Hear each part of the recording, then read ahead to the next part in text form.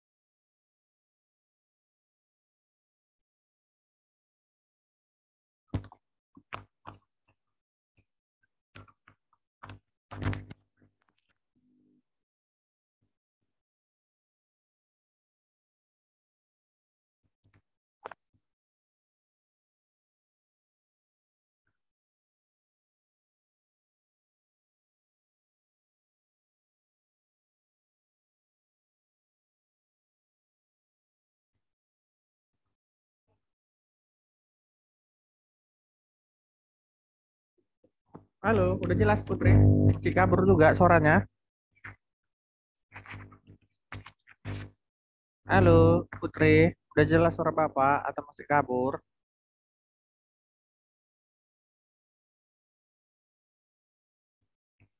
Halo Putri. Halo, selamat sore. Iya, Pak. Suaranya macet-macet, Pak. Macet-macet. Kalian semester 4 kan? Yang lain Pak, mana ini?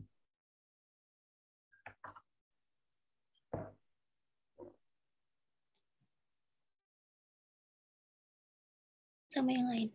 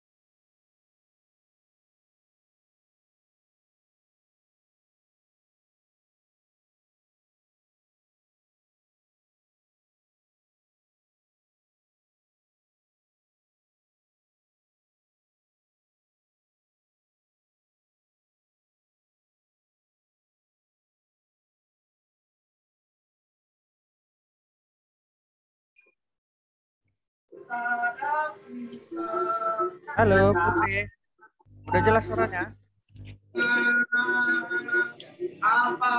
Halo, udah jelas suaranya? Belum? Udah, Pak. Udah jelas. Iya, oke. Karena hujan itu di sini, jadi terpaksa di atas apa Bapak buat handphone Bapak? Di atas apa pintu? Waduh. Nah, kalian kan semester 4, mana semua ini? Sebagian ada yang kerja, Pak. Wah, kuliah, kuliah. Kerja biar nggak ganggu gitu.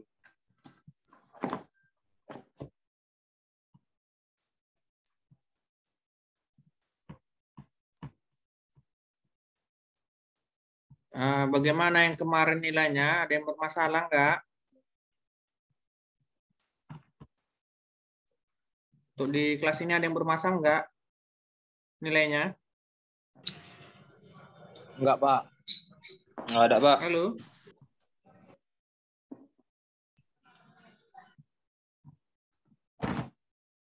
Ada yang bermasalah nggak kemarin nilainya? Enggak, Pak.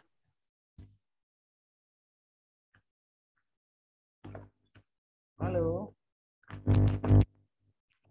Halo? Enggak. Aduh, dari ganggu lagi.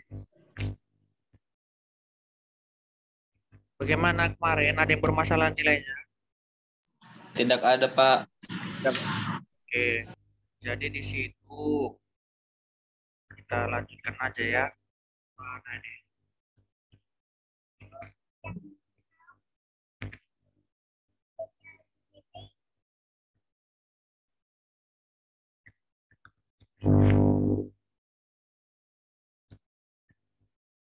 Oke, kita mulai materinya ya.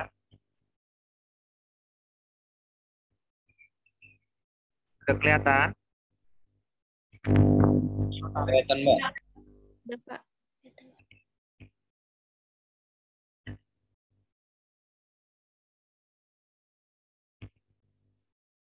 Di sini kita masuk pemrograman aplikasi bisnis 2.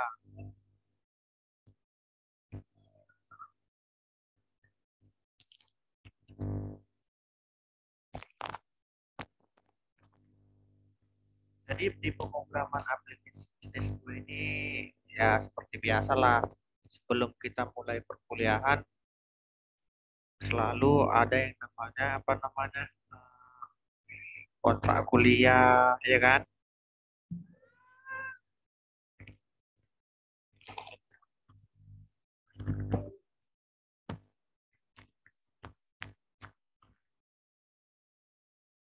Oke, jadi bisa kalian perhatikan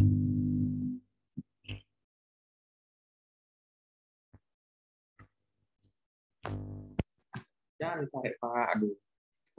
Oke, masih kedengaran suaranya? Kedengaran, Halo, Pak. Dengar, Adrian. Pak. Masih, Pak. Halo, Kedengaran, Pak. Kedengaran. kedengaran tidak? Kedengaran.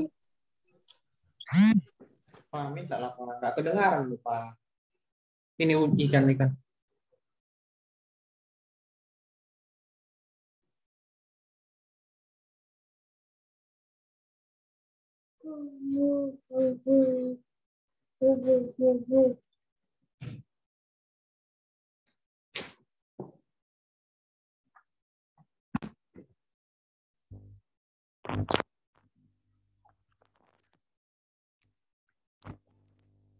Halo, mohon maaf, ada gangguan tadi. Masih kedengaran, Adrian? Kedengaran, Pak. Oke, kita lanjut ya. Jadi di sini kita masuk di aplikasi bisnis 2, pemrograman aplikasi bisnis 2.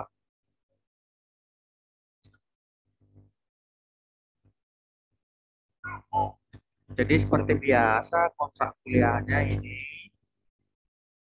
Jadi nanti untuk RPS-nya siapa biasanya bertanggung jawab tanda tangan ini? Adrian atau siapa? Komtingnya, Pak. Komtingnya siapa nih? Fahrudin, Pak. Anak Pak Rudinnya. Pak Rudin cuti, Pak. Nanti astaga. Nanti infokan dulu, suruh buat grupnya. Kalau grup yang lama pun boleh dihapus, diganti judulnya. Terus suruh dia kirim tanda tangan digitalnya ya, ini di scan. Atau pakai RPS yang lama, kontrak kuliah yang lama pun bisa tanda tangannya. Biar Bapak copy paste nanti. Bisa kan disuruh nanti Adrian?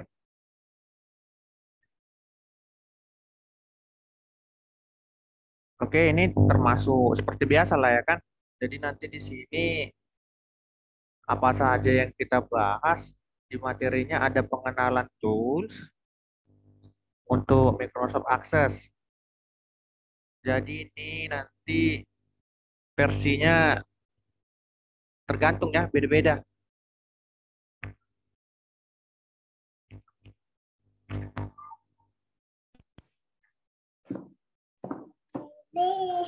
Jangan dulu ganggu.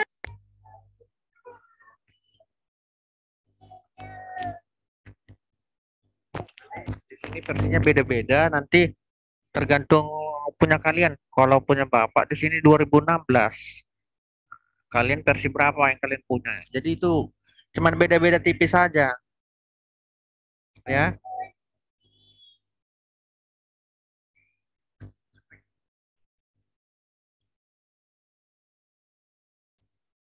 Jadi di sini yang kedua ada pembuatan project dan database. Ini sepertinya sudah pernah kita lakukan, tapi karena ini perlu diulang lagi ya, kita lakukan. Oke, jadi di sini apalagi yang perlu dibahas? Ada struktur tabel, itu sudah pernah juga. Mungkin nanti kita pengembangannya aja, ya kan? Nah, jadi kalau yang ini sama nih di bacaannya. Jadi ini nanti pertemuan-pertemuan yang akan kita lakukan. Yang pertama teori tentang komputer aplikasi bisnis. Inilah dia semua pengenalan. Oke, nanti di pertemuan kelima ke enam ada desain-desain. Kemudian ada case study untuk di pertemuan 14 dan 15. Oke, jadi kita lanjutkan sedikit. Di era industri, sekarang kan zamannya era industri 4.0. Jadi persaingan bisnis dan usaha semakin ketat. Jadi di sini semua pihak berusaha melakukan pengembangan bisnis ataupun usahanya dengan cara memanfaatkan dan menerapkan teknologi komputer dan komunikasi yang semakin canggih. Jadi keberhasilan pengembangan ini perlu didukung oleh tenaga ahli yang menguasai bidang komputer bisnis. Nah, jadi di sini komputer itu diterjemahkan sebagai sekumpulan alat elektronik yang saling bekerja sama secara umum. Sistem komputer ini terdiri dari berbagai elemen-elemen yang saling berhubungan, baik bentuknya dari satu kesatuan untuk melaksanakan penerimaan data atau yang biasa kita bilang input, kemudian pengolahan datanya atau yang di bahasa komputernya proses, selanjutnya pemberian informasi atau bahasanya output yang terorganisasi.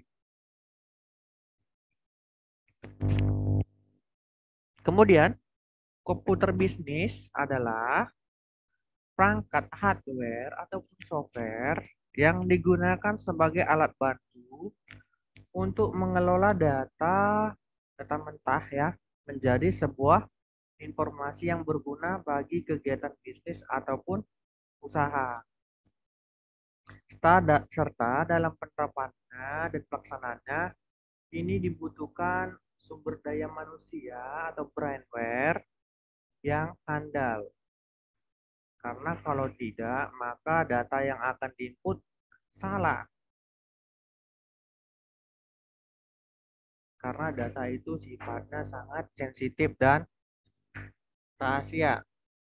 Oke, kemudian di sini aplikasi komputer dibuat untuk memudahkan pengguna dalam mengerjakan sesuatu menggunakan komputer. Jadi ini biasanya komputer digunakan untuk mengolah data, melakukan editing video, editing foto, dan suara. Jadi contoh perangkat lunak adalah pengolah kata, lembar kerja, dan pemutar media. Ini sudah sering kita lakukan. Jadi tujuan utama sistem komputer ini adalah mengolah data untuk menghasilkan informasi sehingga perlu didukung oleh elemen-elemen yang terdiri dari perangkat keras ataupun hardware. Jadi perangkat lunak ataupun software dan juga penggunanya yaitu brainware. Oke, sampai di sini ada yang mau ditanya? Ada yang mau ditanya? Gimana? Ada yang mau ditanya tidak? Belum, Pak. Enggak, Belum. Pak. Masih gampang-gampang lah ya kan. Orang kemarin pun sudah sampai project.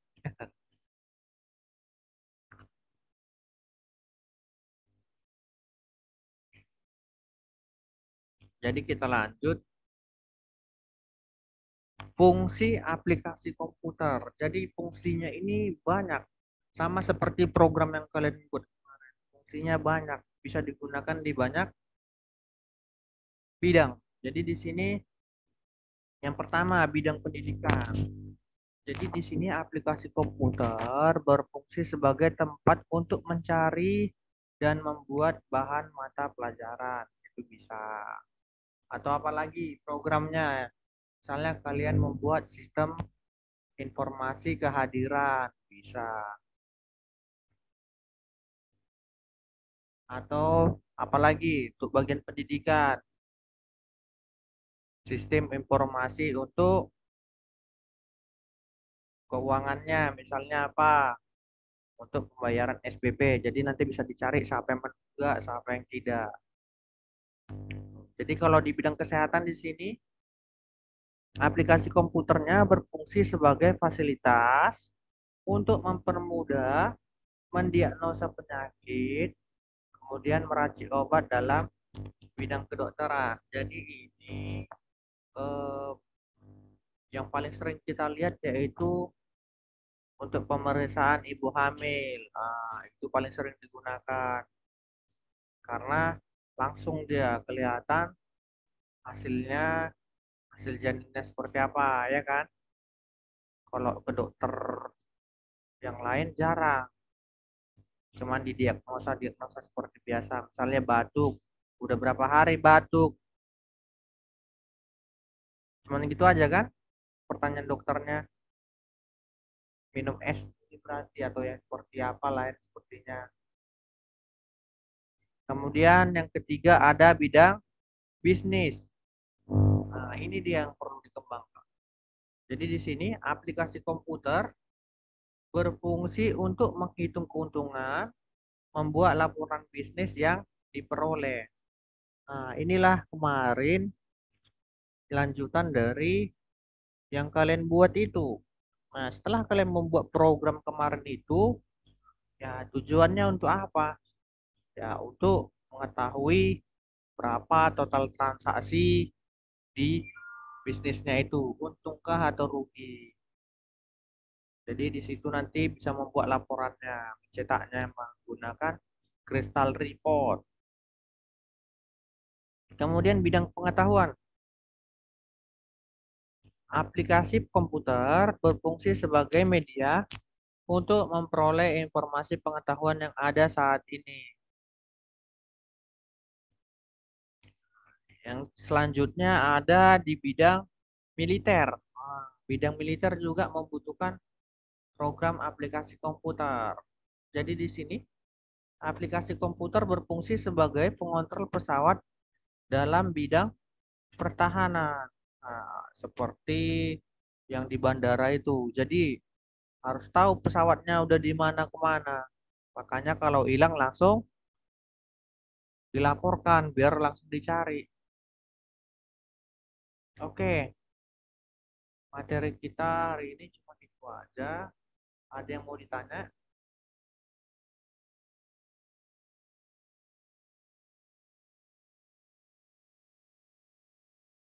Putri, Ricky, Adrian, ada yang mau ditanya?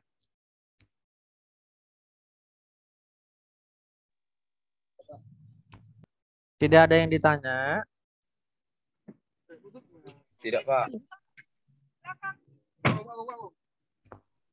Nah, ini di kelas kalian kenapa makin lama makin sedikit orangnya ya? Apakah memang ini yang aktif tiap hari kalau belajar? Nah, di sini yang hadir 4 orang loh di absen. Tapi yang masuk cuman 3 orang. Nah, kalian lihat yang satu lagi yang hadir. Kelihatan? Siapa?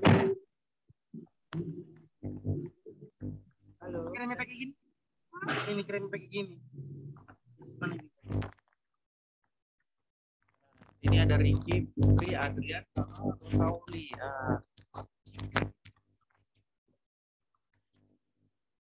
Ya kan? Jadi tolong suruh temannya mulai minggu depan aktif ya. Jadi nanti siapa yang tidak aktif Bapak nggak akan ampuni lagi di ujian seperti kemarin. Tolong disampaikan ya. Baik, Pak. Iya. Jadi nanti tolong diingatkan siapa namanya kontingnya supaya nama grup yang kemarin diganti. Orang yang nggak perlu masuk dikeluarin aja. Yang nggak mau belajar itu dia ya. Jadi untuk hari ini Bapak mohon maaf tutup kamera karena anak Bapak gangguin. Jadi nanti takut kalian terganggu ya. Oke. Karena nggak ada pertanyaan kita akhiri aja. Iya, Pak. Oke, jadi Bapak harap ya di classroom 7 orang ya. Kalau bisa minggu depan ya 7-7-nya masuk ya. Baik, Pak. Nah, boleh cari uang, boleh kerja, tapi kalau nggak masuk ya sama aja, ya kan? Ya oke lah. Jadi kita lanjut minggu depan. Bapak harap semuanya 7-7-nya besok minggu depan masuk ya. Oke, selamat sore semuanya. Sampai jumpa di pertemuan kedua. Bye-bye. Bapak Ari ya. Iya, Pak.